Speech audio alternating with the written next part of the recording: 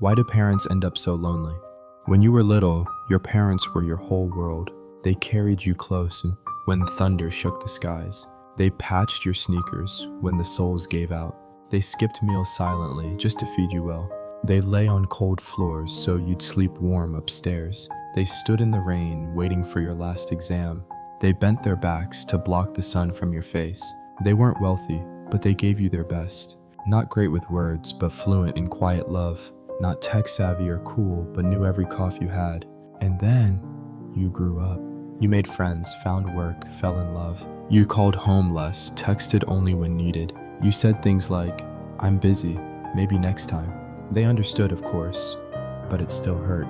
Nobody likes being forgotten, especially by the ones they raised. At your wedding, they smiled, but their hearts trembled a little. They knew from then on, you'd belong to another world. They didn't hate your spouse, just feared becoming an outsider. Feared sitting through dinners where no one asked their thoughts. Feared being too much in a home they helped you build. And one day, those fears came true. You stopped visiting as often. Your messages grew shorter, colder. Thanksgiving came and went. You texted, "Next year, I promise." They waited in silence. Next year never came. Mom made your favorite dish. She waited, but you didn't arrive. Dad placed an extra chair, then sat there, alone. That once busy house now echoed with ticking clocks. No more running footsteps, no more, "Dad, I'm home." Neighbors asked gently, "Still hear from your son lately?" Dad smiled, shrugged. "He's just got a lot going on." Then came the quiet, the deep, aching quiet. Dad poured himself a drink, didn't toast, just stared. Mom hugged your childhood jacket, not crying, just breathing it in. Once she fell in the kitchen, lay there nearly an hour. She called you trembling. You replied, "In a meeting." You never called back, not that day, not that week. When you remembered, she softly said, "It's okay, sweetheart." But each "it's okay" was a mask for heartbreak. It's how the elderly learn to live with silence. Another time, Dad's blood pressure spiked. He collapsed at night, but said, "Don't call him. He's busy. He's got a life." Even in pain, he protected you. Mom tried a video call just to see her grandkid. Your wife declined it. Too much noise, kids studying. So Mom sat there, just holding an old photo. "Son, is that really fair?" They raised you 20 plus years with sweat, sacrifice, and soul. Now, in their twilight, all they get is seen texts. They don't need your money or fancy gifts or trips. Just a phone call, once a week maybe. Just a quick visit on Christmas or birthdays. Just a hug, a whispered, "I missed you." But even that feels like asking for the moon. You're chasing promotions, deadlines, vacations, happiness. And you forgot, your parents are people too. They still feel, still bleed, still hope. And one day, you might come home to find the curtains drawn and incense floating in the air. A framed photo watching you silently. No voices calling, "Son, you're home." Would you whisper then, "Mom, Dad," into that stillness, and wish to God you'd called them more? Would you trade it all? The deals, dinners, trips, for one more hour to hold their aging hands? Because here's the truth, they don't live forever, but their loneliness, that's something you helped build. Before it's too late, before the chairs go empty, pick up the phone, say, "Hey, I was thinking of you." No, it won't fix everything, but it might heal something. And maybe, just maybe, make them feel like your world again. Even for 5 minutes, let them feel remembered. Your parents won't beg. They won't guilt you either. They won't say, "Please call me more." They know you're grown. They respect your life. But still, they wait. Every morning, they glance at their phone. Just in case. Just maybe, it lights up. One short message.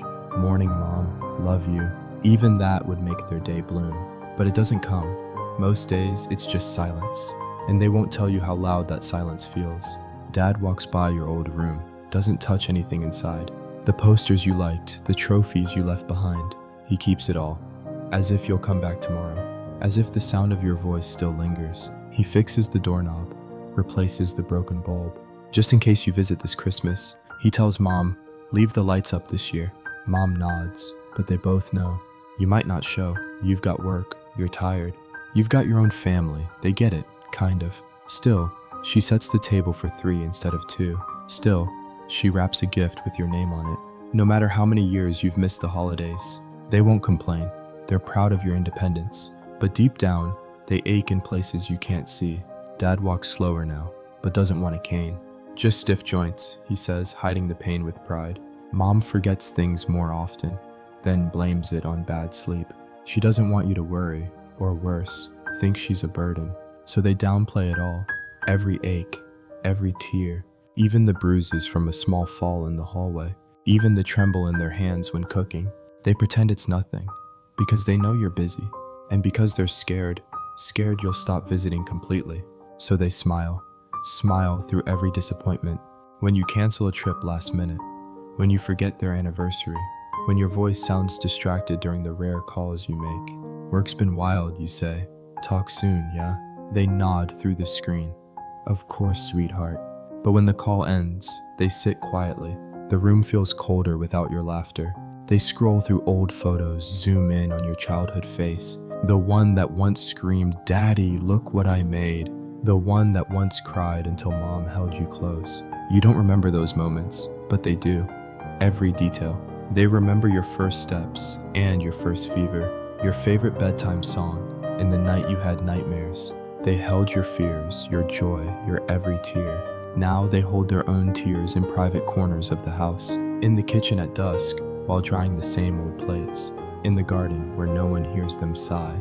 They don't expect grand gestures, just a little kindness, a message that says, "Thinking of you today," a surprise visit on an ordinary Tuesday, or even a voice note.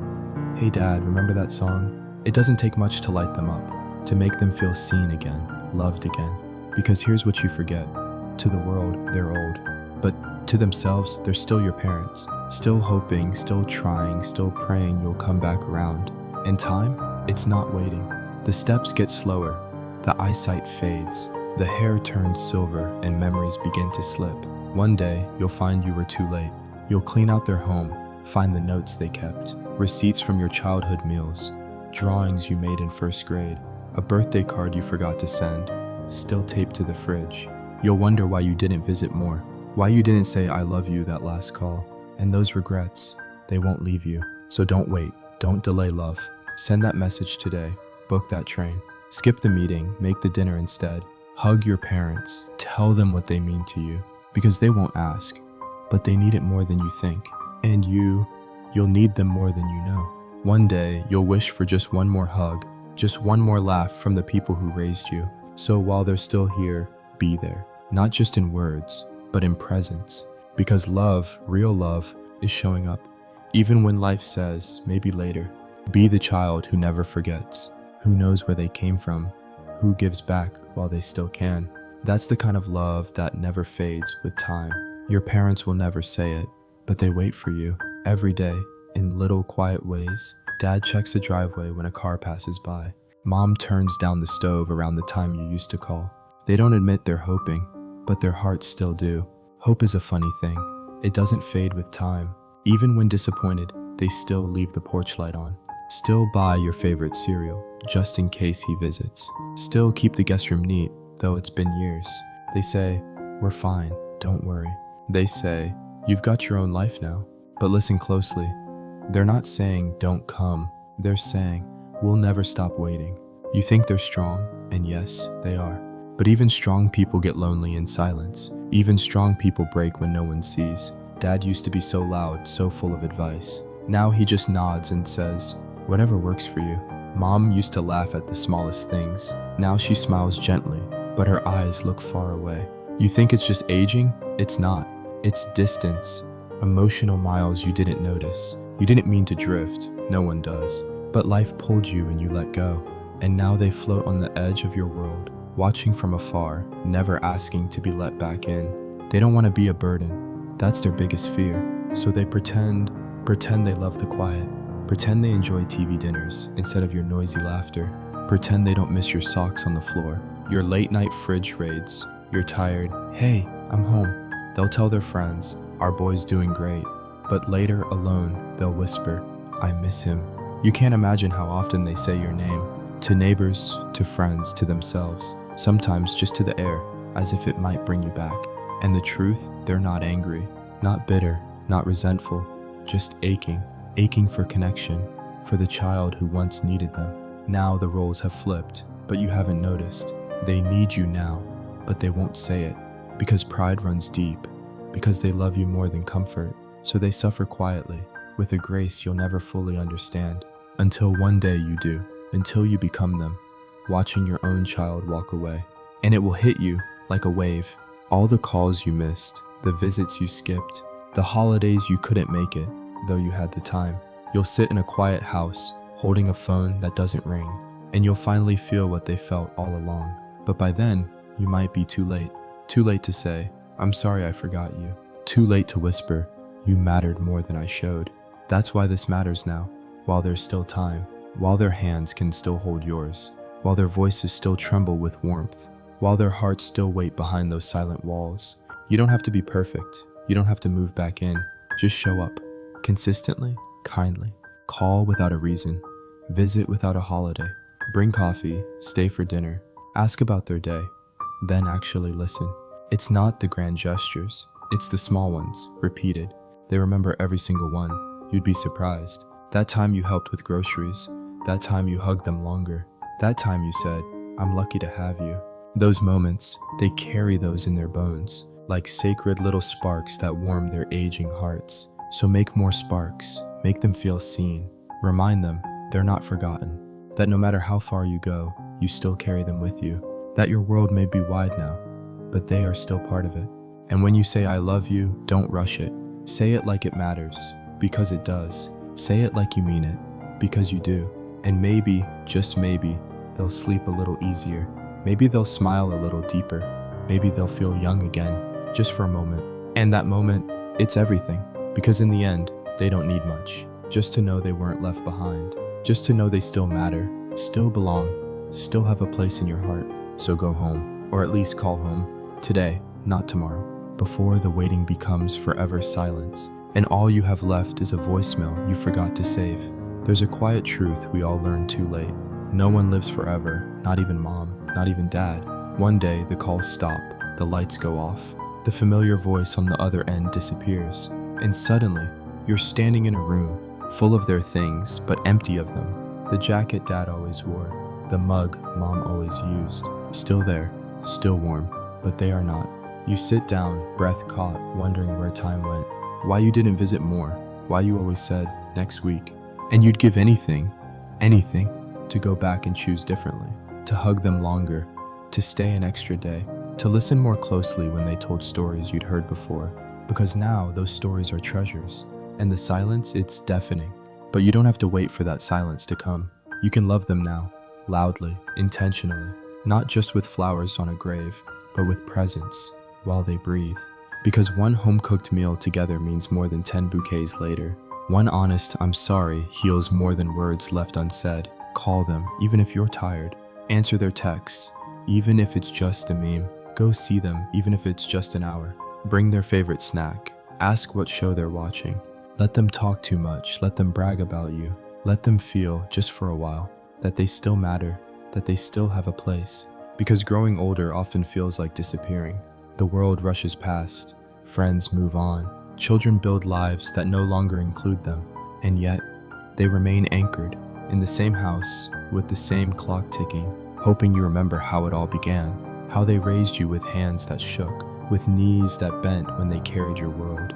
And now those hands tremble again, not from work, but from time that's running out. Don't let guilt come later like an avalanche. Don't let your love arrive too late.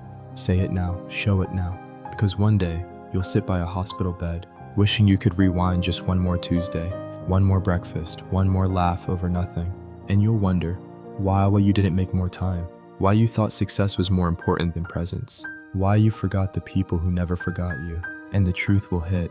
It always does. They didn't need much, just you. You in your messy, busy life. You with your flaws and schedules. You showing up, even without gifts, even without big speeches, just your presence. So go now, while there's still time. Hold their hands, even if they're wrinkled. Kiss their cheeks, even if they're tired. Laugh with them, even if the jokes are old. Because these moments, they won't come again. And one day, when you're old, you'll understand how much it meant. You'll look at your own child and pray they remember you too. You'll finally know what your parents never said.